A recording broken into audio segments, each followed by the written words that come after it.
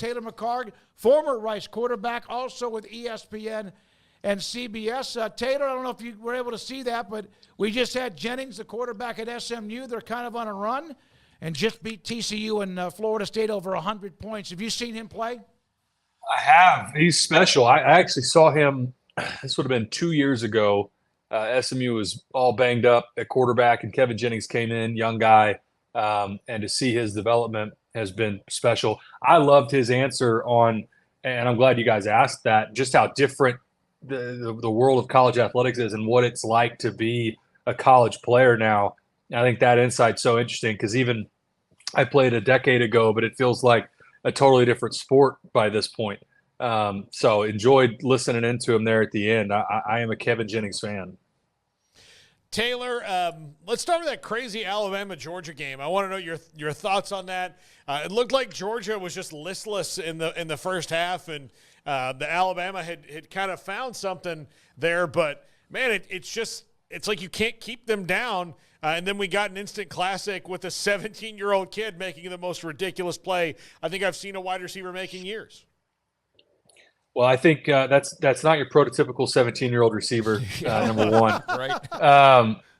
I think what I took away from that was if you played that game 10 times, that probably goes 5-5 between those two teams.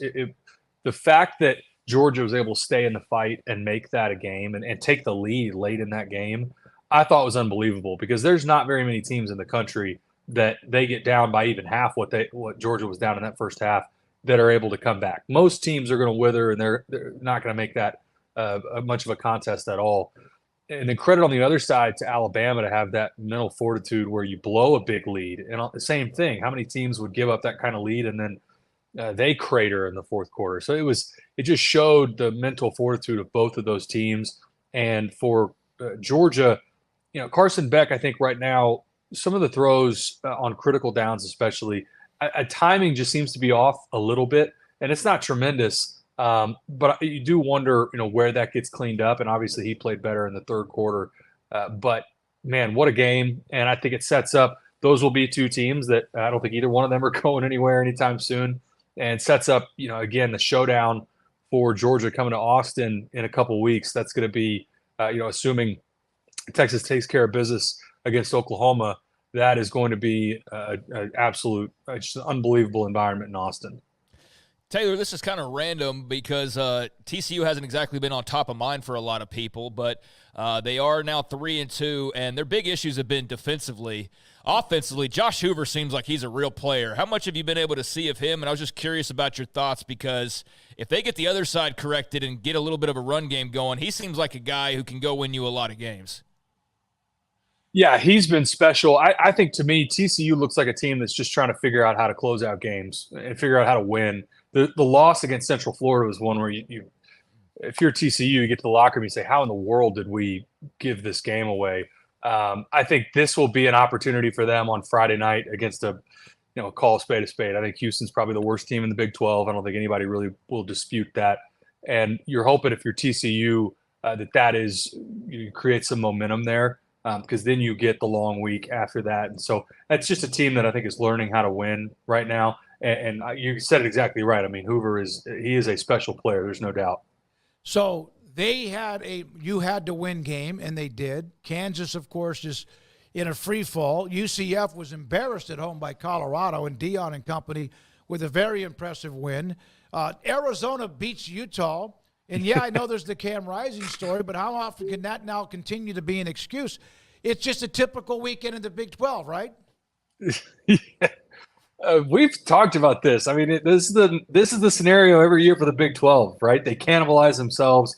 You end up with team. It really is like excluding the bottom one or two teams, and even sometimes in like a Kansas, for example, I still think that's a dangerous team that can jump up and bite you.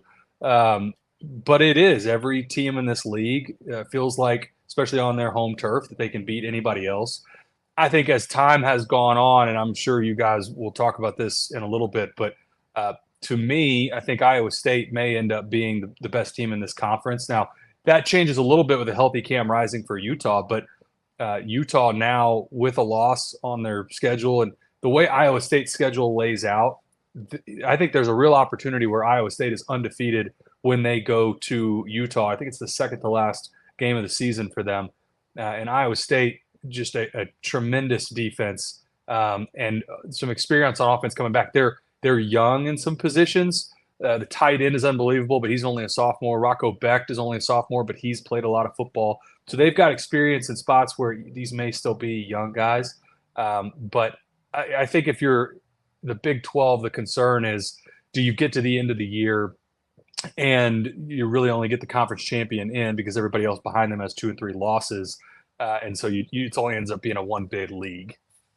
Yeah, I think that's a real legitimate fear, and we're definitely careening towards that right now with the way everybody's beating up on each other. You mentioned Kansas there. What's going on with Jalen Daniels? Like, I know Andy Kotelnicki goes to Penn State. That hurt. Like, that obviously hurt because Jeff Grimes didn't just slide in and replicate that. He's also had the health issues, but had a long time off, and you thought he'd be back healthy. But Taylor, he's got 5 touchdowns, 8 interceptions. He hasn't thrown for more than 200 yards in any game. I mean, it's not working, man. What's going on from your perspective? Yeah, I think there's been some forced throws. We had their opener against Lindenwood, and there was a throw. He had an interception in that game that was throws it right to the corner. It's miscommunication with the receiver on the outside. Some of it, I think, has been forced throws. Some of it, I think it also goes back to Kotelnicki, their ability to scheme up downfield shot plays that those aren't coming open right now, where you go into a week and you say, if we get this sort of coverage, we run this play action, or we have this sort of whatever it is, fake jet sweep, whatever you want to call it. And off of that, we have a home run ball. And those aren't hitting this year. How do you dissect how to fix all of that? I think that's the question that staff is trying to figure out right now. I do know that is still a really talented team.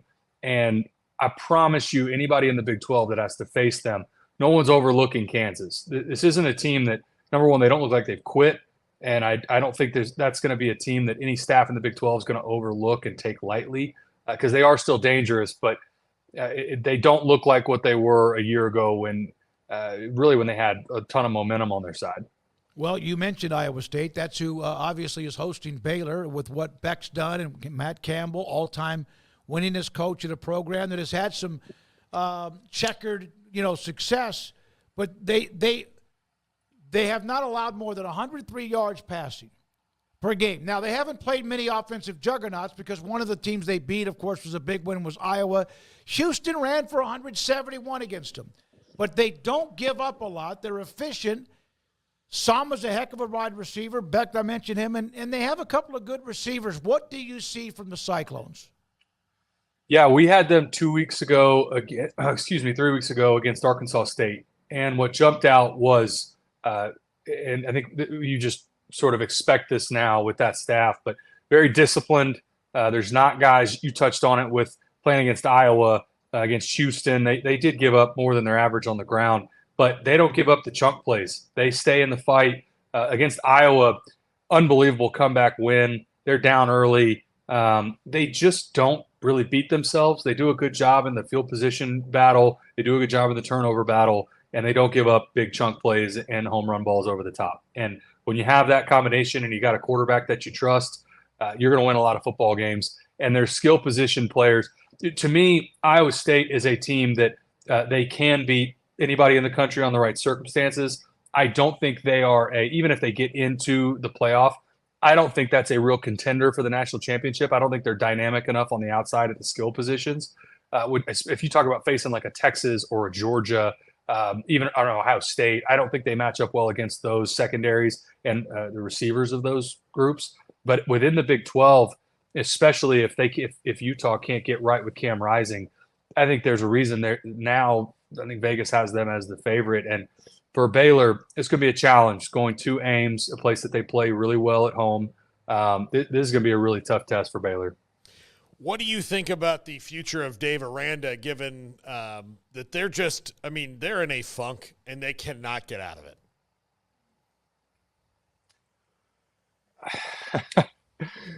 I think that it looks like a team that has not quit on their head coach. I'll put it that way. Yeah. We've all seen when teams have given up and the head coach it looks like they have become the problem or the irritant. That's not the case here. Baylor is still giving good effort, and I don't know what the line is, right? I don't know where that administration says, okay, if it's 4 wins, obviously we move on, but if it's win 7 games, if it's 8, where's the line where they've seen enough where they retain him? I don't know, but I know, and your fan base knows this better than anybody, and they know this a lot better than I do. It's a fan base that's extremely frustrated. Feels like there's enough in Waco and support for this program that they shouldn't be losing some of the games that they have, and especially last year.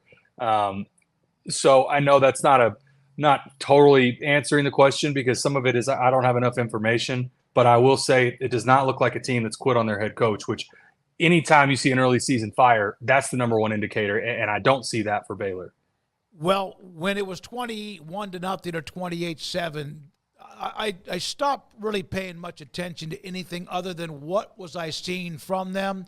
Was that their opportunity? And that's what you're talking about, Taylor, because, hell, they had 3 possessions at the end of the game in which they could have come back and won the damn thing. No, I think he's saying that they could have been 65-0, and instead they fought back, and that's made what it close. that was the moment. If they wanted to check out, that was their checkout moment. Yeah, again, we've all seen programs where it goes sideways, and it could be early in the season, and you recognize, okay, it's time to make a change. These guys are not engaged. That's not what's happening here. I do think there's some scheme issues. I think in certain spots there's some talent issues, and that's concerning, and it's been concerning. I'm not telling you guys and any of your listeners that anything they don't already know. They probably know it better than I do. But it's still early. It's the first week of October. There's nothing that says this can't be a team that rattles off a bunch of wins the rest of the way, and this would be a big opportunity going to Ames. I don't think there's anything that says they can't go up there and get a win, but I do think this will be this is going to be a test. It's one of the hardest places in the Big 12 to play. It has always been a hard place to play, and it's kind of, you go up there and you're maybe getting fortunate because it's not going to be 55 and raining. At least I don't think it is.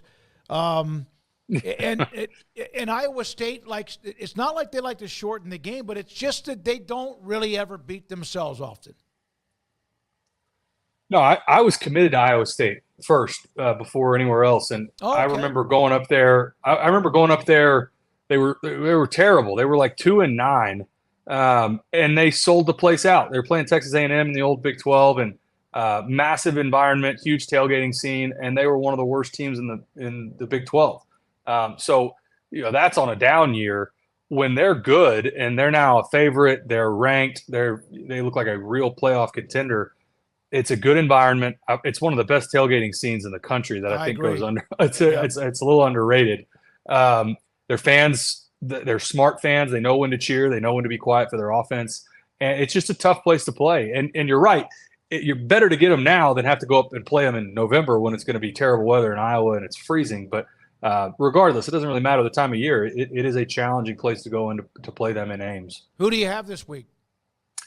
We've got my game's tomorrow night. So I'm sitting in our lovely hotel room. We've got Sam Houston State coming off their big comeback win over Texas State against UTEP. So we had our staff meetings with UTEP and really impressed with that staff with UTEP, and they're trying to get on the board and get a win. And for Sam Houston State, man, unbelievable win against Texas State. Ran for almost 300 yards, and they look like a real threat out of Conference USA. So we should have a fun one tomorrow night.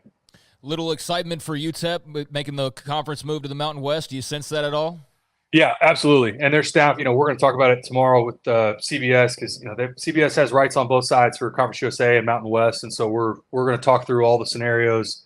And for UTEP, I remember when we played here years ago, it was always sort of a rumor that they had a desire to go to the Mountain West. For a long time, the Mountain West, it didn't seem like really wanted them, and obviously things have changed.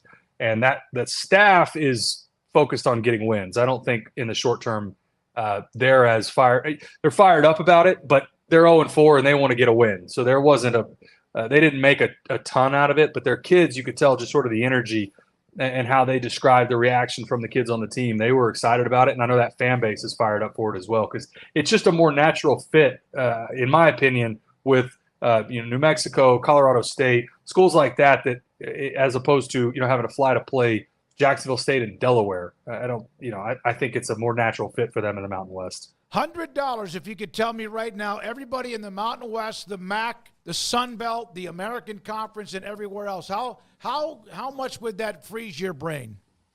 I think I could get most of them, but you know what I don't, and I need to study up on this. If you made me pick and go through the new Pac-12 and the new Mountain West in 2026, I don't think I would get that right. I think there'd be some of those that I would have crossed up going in the wrong direction. So the MAC I could probably do.